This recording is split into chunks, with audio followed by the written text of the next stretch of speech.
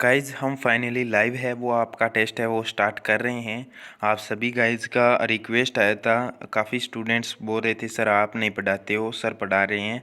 तो आप सभी के लिए मैं एक बढ़िया सा टेस्ट लेके आया हूँ जिसमें आप सभी के लिए केमिस्ट्री, एग्रीकल्चर और बायोलॉजी के क्वेश्चन है वो लेके आया हूँ जो कि काफ़ी इम्पोर्टेंट है। तो सभी से रिक्वेस्ट है इस वीडियो को शेयर ज़रूर कर दीजिए ताकि लाइव क्लास है ज़्यादा से ज़्यादा स्टूडेंट्स है इसको ज्वाइन कर सके और हम लाइव क्लास है वो स्टार्ट कर सके। तो जल्दी से जल्दी शेयर कर दीजिए लिंक को अपने व्हाट्सएप ग्रुप जितने भी हैं उन सभी में।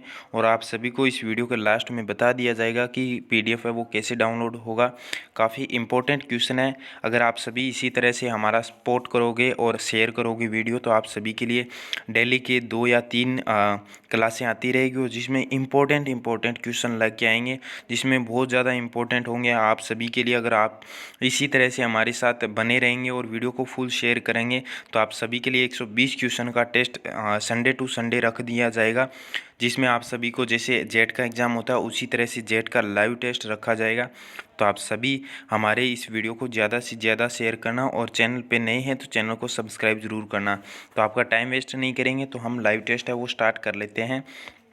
तो फर्स्ट क्वेश्चन है कि एमिनो यानी कि एमिनो समूह की प्रकृति होती है तो किस प्रकार की होती है, इसका आंसर आपको देना है। ए अर्नियम अम्लीय, बी अर्नियस क्षारीय, सी लुईस अम्लीय और डी है लुईस क्षारीय। तो किस प्रकार की जो अमीनो समूह है उसकी प्रकृति होती है। तो आप सभी के पास में 5 सेकंड का टाइम, आप सभी इसका आंसर दीजिए क्योंकि मैं क्वेश्चन बोलता हूँ इतने में आपको आंसर आ जाना चाहिए। तो यहाँ पे राइट आंसर जिन्होंने डी दिया है उन सभी का राइट आंसर डी होगा और जिन जिनका सही आ रहा है उन सभी का बता दिया जाएगा कि इतने आपके सही है और इतने गलत है, आप सभी को बता दिया जाएगा। टेलीग्राम में पोस्ट कर देंगे हम। निम्नलिखित में से द्वितीय यानी सेकंड क्वेश्चन है, निम्न में से द्वितीय एमीन है तो द्वितीय एमीन कौन सा है। ए CH3 NH2, बी CH3 और CH2 NH2 और सी है H2N CH2 और डी है CH3NHCH3। तो इसमें से कौन सा होगा, ABCD में से आपको आंसर देना है कि क्या होना चाहिए। तो गाइज यहाँ पे आप सभी के पास में 5 सेकंड का टाइम है वो कंप्लीट हो चुका है। तो यहाँ पे राइट आंसर है वो होगा डी CH3NHCH3 यहाँ पे होगा। यानी कि जो बीच के अंदर निशान है उसको बंद बोलते हैं, आप सभी को पता है। सिंगल बंद, डबल बॉन्ड और ट्रिपल बंद यानी कि ट्रिपल बॉन्ड। अब बात करें थर्ड नंबर क्वेश्चन की कि एथिल एमीन, यानी कि थोड़ा सा क्वेश्चन छोटा कर लेते हैं। एथिल एमीन एवं डाइमेथिल एमीन परस्पर एक दूसरे के साथ कौन सी समवायता दर्शाते हैं। कौन सी समवायता दर्शाते हैं। ए श्रृंखला समवायता, बी स्थिति समवायता, सी क्रियात्मक समवायता और डी है मध्यवयता समवायता। तो कौन सी समवायता दर्शाते हैं। 3 नंबर क्वेश्चन है उसका आंसर देना है ABCD में से। तो यहाँ पे राइट आंसर है गाइज यहाँ पे सी होगा क्योंकि क्रियात्मक समवायता है वो देखने को मिलती है, सी आंसर होगा। अब बात करें नेक्स्ट क्वेश्चन पे, 4 नंबर क्वेश्चन होगा कि एल्किल हैलाइड के यानी कि एमोनी अपघटन से प्राप्त की जा सकती है। तो एमोनी अपघटन से प्राप्त की जा सकती है केवल प्राथमिक एमीन, केवल द्वितीय एमीन, सी केवल तृतीय एमीन और डी उपरोक्त सभी। कौन सी एमीन प्राप्त की जा सकती है। तो काफ़ी इम्पोर्टेंट चैप्टर है ये आप सभी के लिए। इस चैप्टर के 40 क्वेश्चन है हमारे पास में जिसमें 10 क्वेश्चन हमने फर्स्ट में लिया है। इसके 4 टेस्ट और होंगे जो हमारा ये एल्किन वाला यानी कि एल्काइल और एल्केल वाला सारा चैप्टर है वो कंप्लीट होगा। तो आप इसी तरह से इस टेस्ट को बने रहना। आप सभी का यहाँ पर राइट आंसर है वो डी होगा क्योंकि केवल प्राथमिक एमीन ही होता है, केवल द्वितीय एमीन भी होता है और केवल तृतीय एमीन ही होता है। तो यहाँ पे डी आंसर है वो राइट आंसर होगा। तो यहाँ पे डी आंसर है वो राइट होगा। अब बात करें 5 नंबर की कैलकिल एल्किल यानी दोबारा से सुनिए कि एल्किल हैलाइड के एमोनी अपघटन में अमोनिया अधिकतर में लेने का मुख्य उत्पाद के रूप में प्राप्त होती है। प्राथमिक एमीन, द्वितीय एमीन, तृतीय एमीन या कोई नहीं। तो कौन सी एमीन प्राप्त होती है एल्किल हैलाइड के एमोनी अपघटन से में कौन सी होती है ये पूछा गया है। तो यहाँ पे 5 नंबर का आंसर है वो क्या होना चाहिए। तो राइट आंसर है गाइज यहाँ पे काफ़ी स्टूडेंट्स हैं उनका सही है, बहुत अच्छा। तो यहाँ पे अब बात करेंगे ए आंसर है वो राइट होगा। अब बात करिए 6 नंबर की ग्रेबियल यानी कि ग्रेबियल थैलेमाइड संश्लेषण विधि से बनाई जाती है। तो ग्रेबियल थैलेमाइड संश्लेषण विधि से क्या बनाई जाती है? एरोमेटिक एमीन या एलिफेटिक प्राथमिक एमीन या द्वितीय एमीन या तृतीयक एमीन क्या बनाई जाती है? तो आप सभी को बताना है। तो आप सभी 6 नंबर क्वेश्चन का आंसर है वो दीजिए कि क्या होना चाहिए। तो 6 नंबर क्वेश्चन है, जितना बड़ा नाम आप समझ सकते हो एलिफेटिक प्राथमिक एमीन होगा, बी आंसर है वो राइट होगा।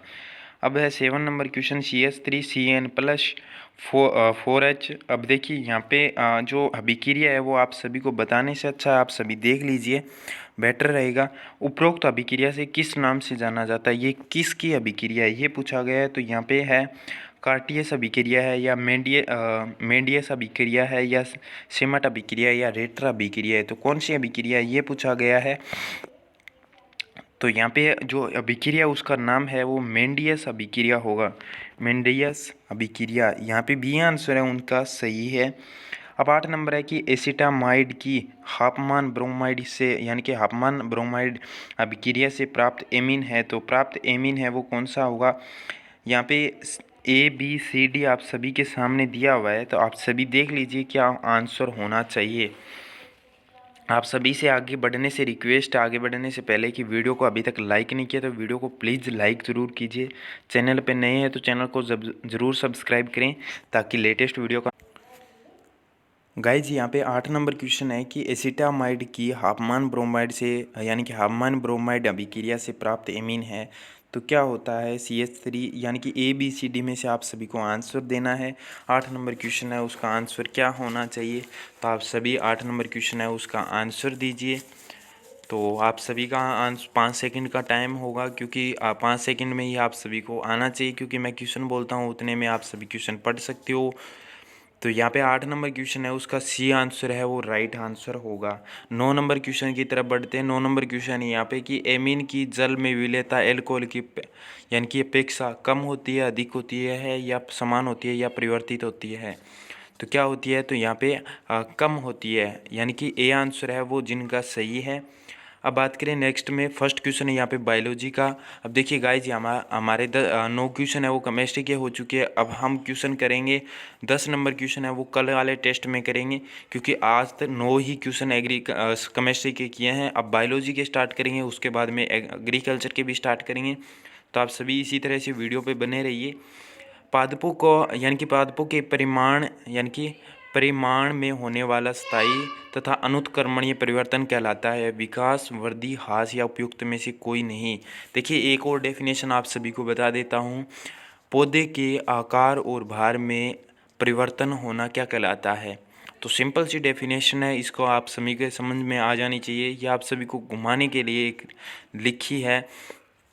तो यहाँ पे राइट आंसर है वो बी होगा। दोनों डेफिनेशन मैंने बताई आप सभी को, दोनों सही होगी। यहाँ पे वृद्धि है वो पादपों के परिमाण यानी कि पादपों के परिमाण में होने वाला स्थायी और अनुत्क्रमणीय परिवर्तन कहलाता है।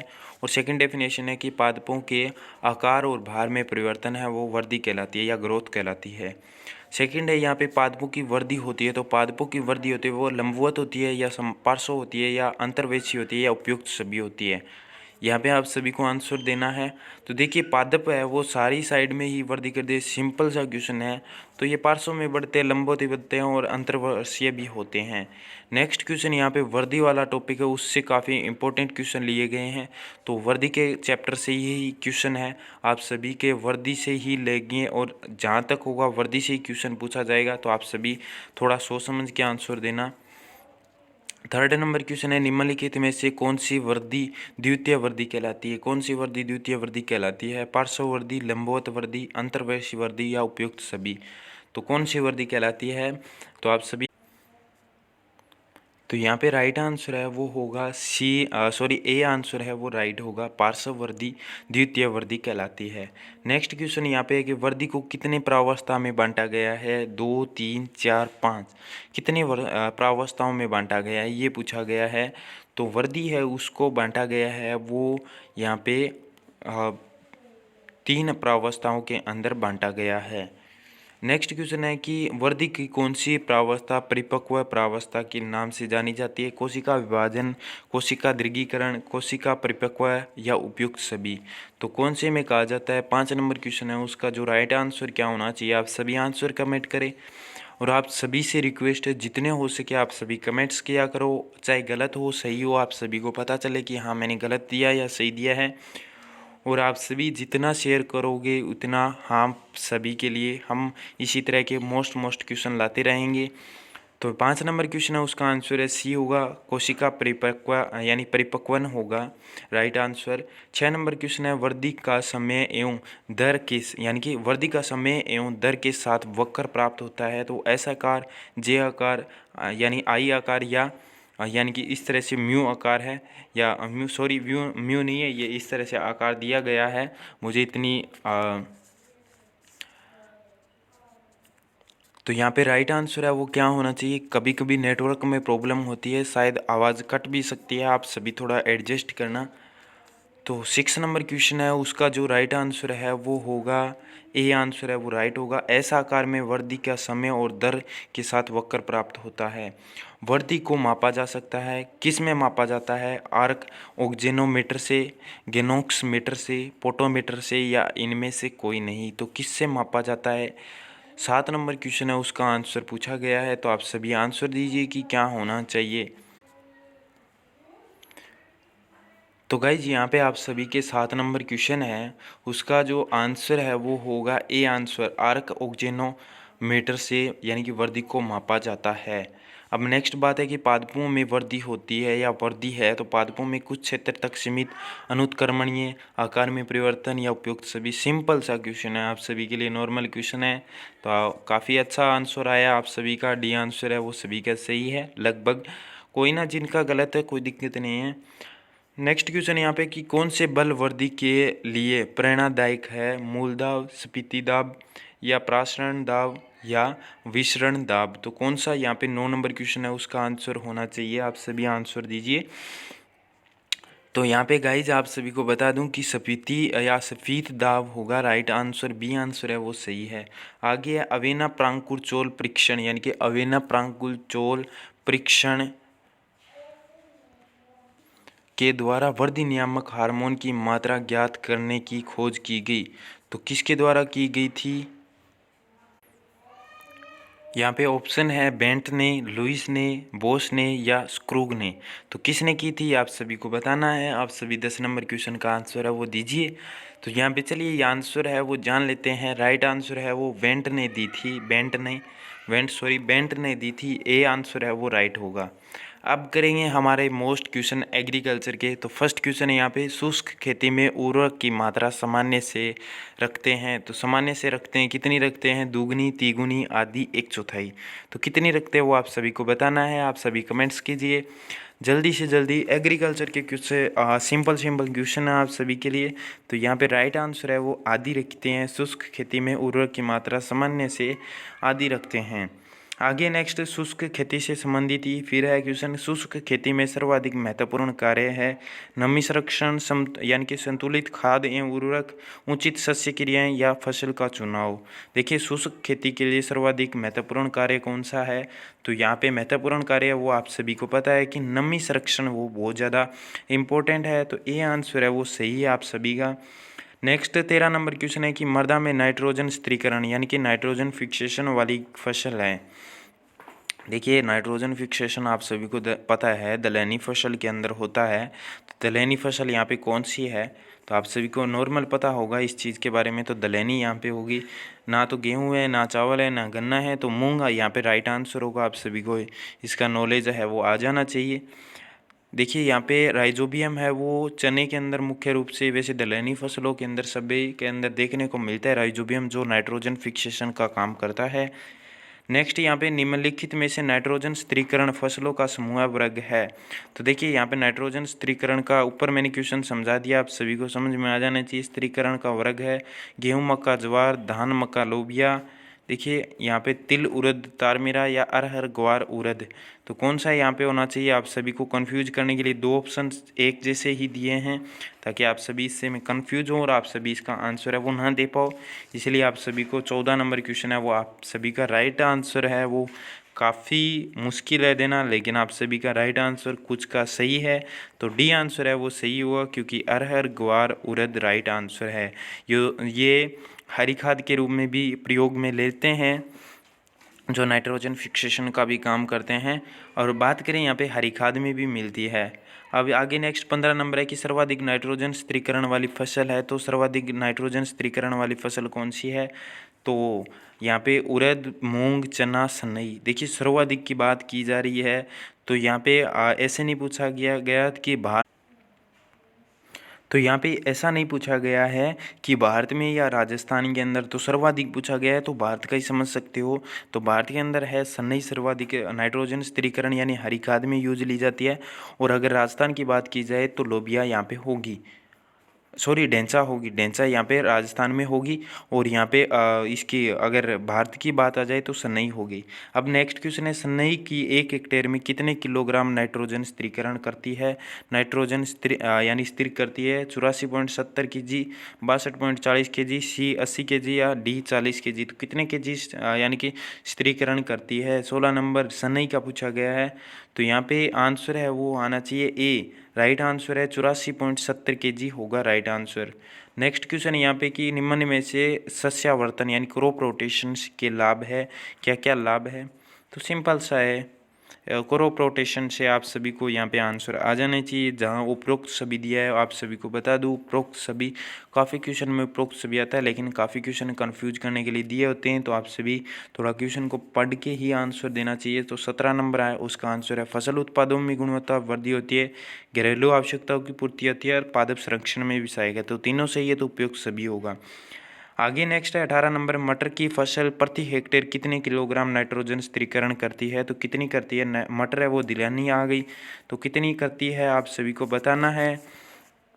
तो ए बी सी डी में से आपको बताना है। तो यहाँ पे ए 62.40, बी 32.50, सी 66.50 और डी 90। तो यहाँ पे सी आंसर है वो राइट होगा, 66 यानी कि 50 यानी 50 होगा किलोग्राम। जो पॉइंट के बाद होता है वो एक एक करके बोला जाता है, लेकिन आप सभी को सीधा ही बोल रहा हूँ। फसल चक्र यानी क्रॉप रोटेशन से अधिक जल मांग वाली फसलें बाद में लेनी चाहिए। ए अधिक जल मांग वाली फसल, बी कम जल मांग वाली फसल या फलीदार फसल, और डी है यहाँ पे अधिक उर्वरक चाहने वाली फसल। देखिए क्रॉप रोटेशन के अंदर कौन सी फसल यानी पूछा गया है, तो जो फसल चक्र में अधिक जल मांग वाली फसलों को बाद में लेनी चाहिए, क्योंकि अधिक उर्वरक चाहने वाली फसल है। तो यहाँ पे राइट आंसर डी होगा। अब बात करें यहाँ पे लास्ट एंड फाइनल क्वेश्चन हमारा, निम्न में से नाइट्रोजन स्थिरीकरण वाली फसल का समूह है। सन्नई, मटर, अरहर, मूंग, बी धान, मक्का, गेहूं, बाजरा, सी बैंगन, मिर्च, टमाटर, अदरक, और डी है गन्ना, तंबाकू, मूंगफली, चाय। नाइट्रोजन स्थिरीकरण तो ए आंसर है वो, क्योंकि दलहनी में आ गया, तो ए आंसर है वो राइट आंसर होगा। तो गाइज आप सभी को पता है कि ये हमारा फाइनल जो टेस्ट था यानी 10 नंबर जो टेस्ट है वो कंप्लीट हो चुका है। आशा करते हैं हमारी वीडियो पसंद आई है, और आप सभी का धन्यवाद जो इतना टेस्ट लगाया। और आप सभी इसी तरह से हमारा सपोर्ट कीजिए, और वीडियो को अगर लाइक नहीं की तो वीडियो को लाइक कीजिए। अगर वो कोई भी कमी है टेस्ट में तो आप सभी कमेंट्स करके बताइए, ताकि आपकी कमी है वो दूर करें, और वीडियो को शेयर करना ना भूलेगा। तो मिलते हैं नए टेस्ट के साथ, नई वीडियो के साथ। तब तक जय हिंद, वंदे मातरम।